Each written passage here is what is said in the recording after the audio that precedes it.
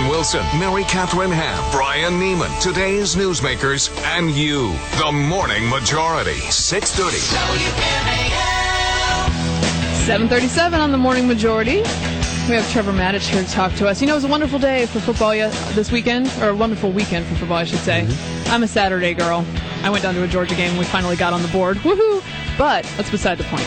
This Redskins report is presented by Fort Union Military Academy. How's it doing, Trevor?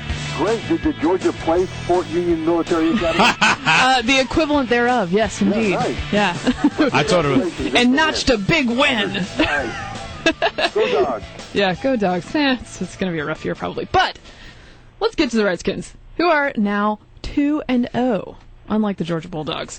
What did we learn yesterday? Is this going to be like a heart attack pack kind of season with the Redskins? So, that's exciting, right? Right, that would be fun. Awesome when it comes down to the end, as long as we win at the end. No, here's what I learned.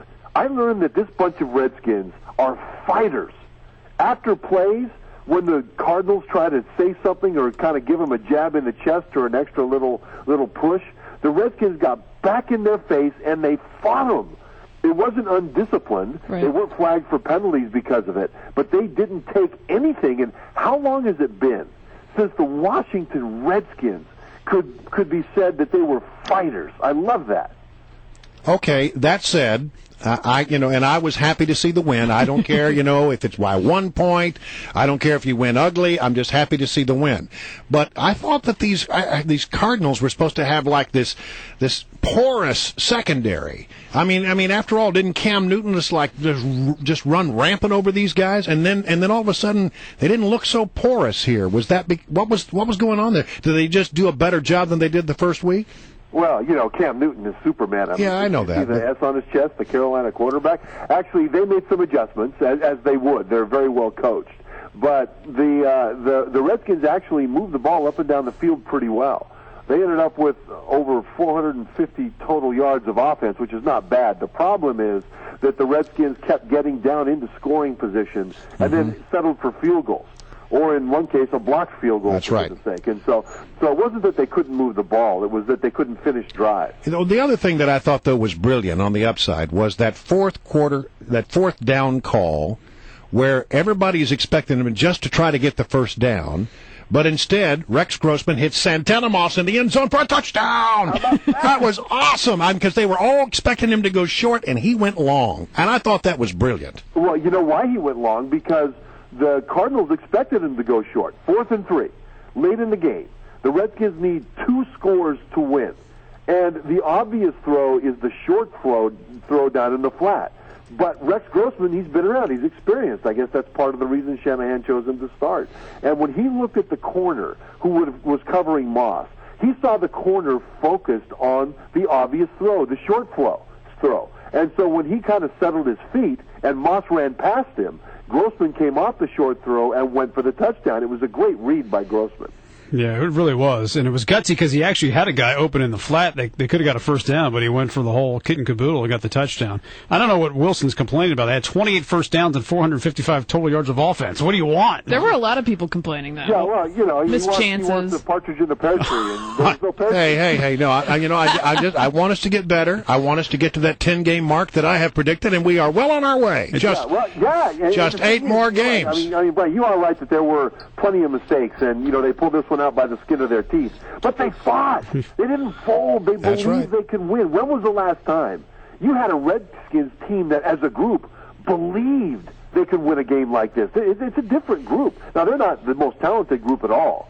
But, man, there's a change out there. I would always want to have a team that had the right spirit sometimes over a team that has a lot of talent. You can have a lot of talent, not have the spirit, and not do well. But if you got the spirit, you just keep fighting until you find the combination that wins. Yeah, there you go. And the thing is, they talk about the change in the locker room. They talk about how everybody checks their ego at the door. And these are little code words for saying that, a lot of the people that held us back are now gone. And that's one thing I think that owner Dan Snyder has improved at as an owner, is that he understands now, I think, better how to build chemistry in the locker room and not just how to build a roster full of talent. And right now, the chemistry, now we're only 2 games in, but the chemistry is markedly improved over what it's been in the last decade.